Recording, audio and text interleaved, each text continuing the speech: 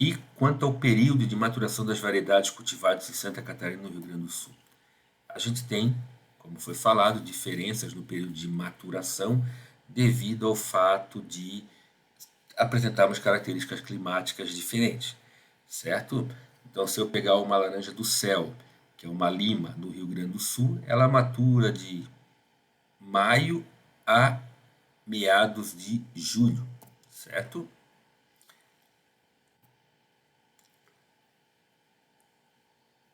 Já em Santa Catarina, essa maturação é diferente. Então aqui mostra para mim, né, o período de maturação das espécies. Vamos comparar aqui uma variedade de Santa Catarina com o Rio Grande do Sul.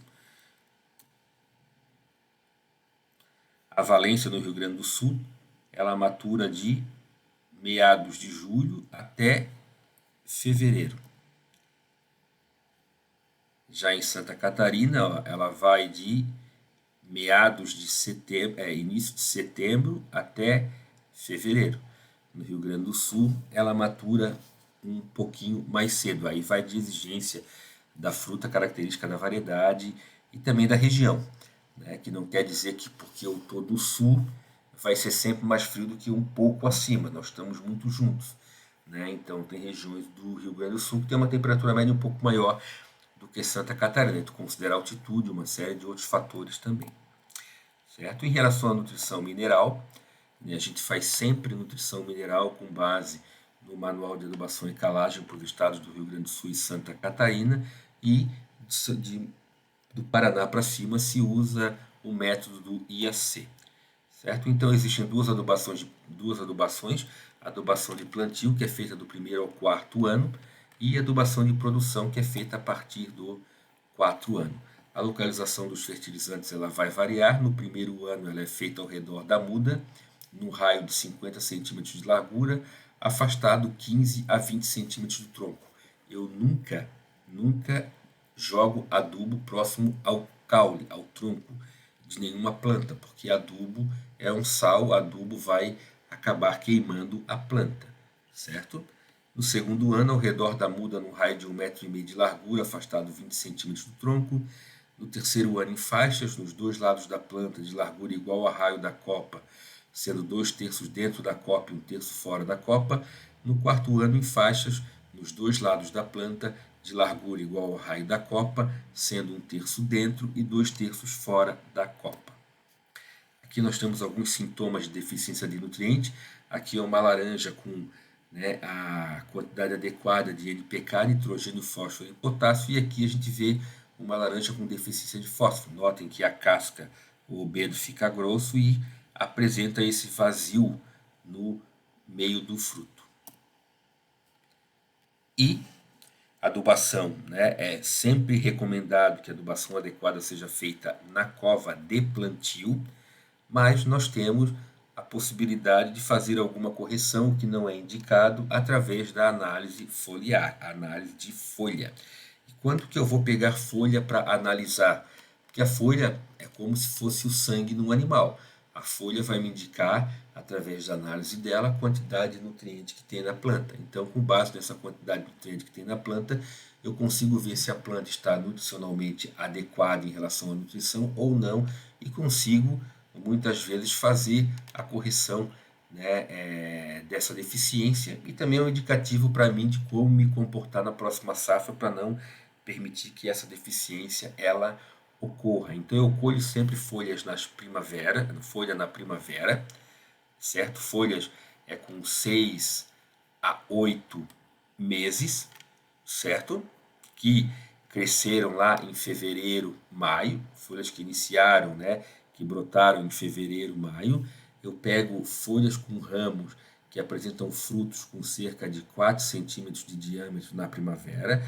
Eu coleto 8 folhas da planta na parte mediana da copa, ou seja, no meio da copa.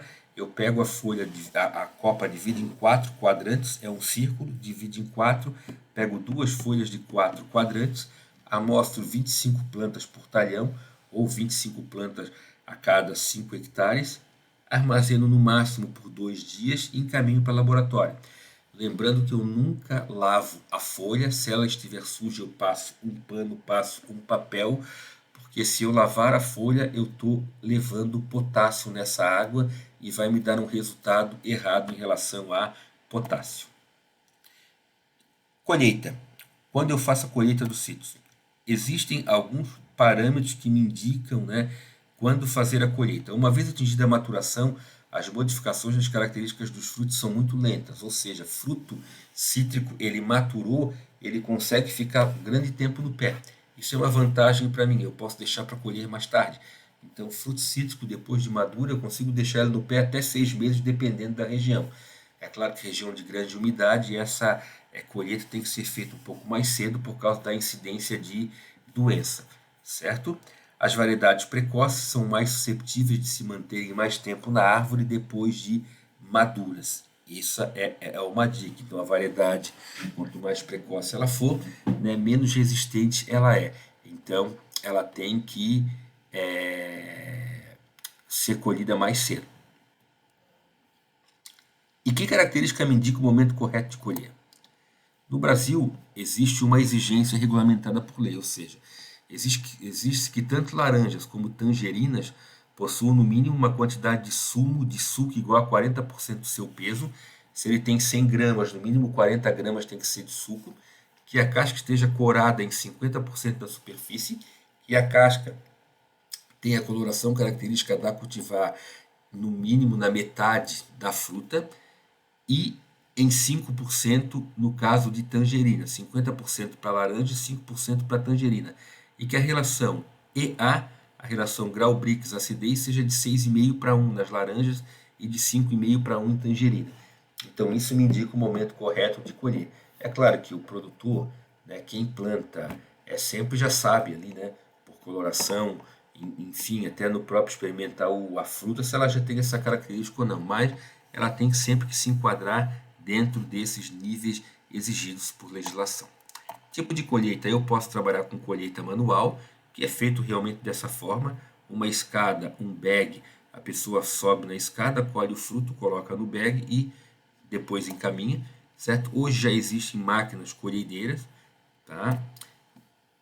São máquinas automatizadas que fazem colheita de fruto, não significa que a máquina colha sozinha, a diferença é que a pessoa que faz a colheita ela vai nessa plataforma que facilita bastante o processo de colheita, enfim, rapidez, agilidade, poupa o profissional, porque ele não precisa ficar carregando uma escada, não precisa ficar com uma sacola no braço, enfim, certo? Então aqui é um esquema de uma máquina, né, que trabalha na colheita mecanizada, né, uma mecanizada entre aspas de fruto cítrico. Depois tem o beneficiamento na indústria, né, a fruta é lavada, ela é classificada por calibre, é passado o ácido cítrico na fruta, né, enfim, para que ela apresente brilho, e a fruta é encaminhada para o armazenamento para depois ser encaminhada para o mercado.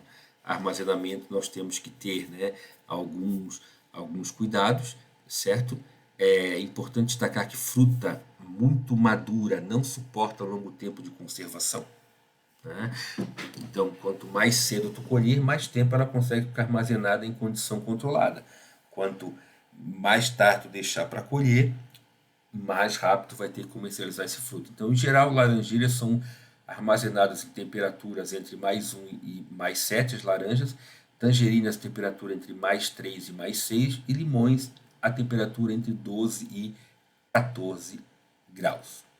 Okay? Então, esse é o conteúdo que aborda a parte de citricultura.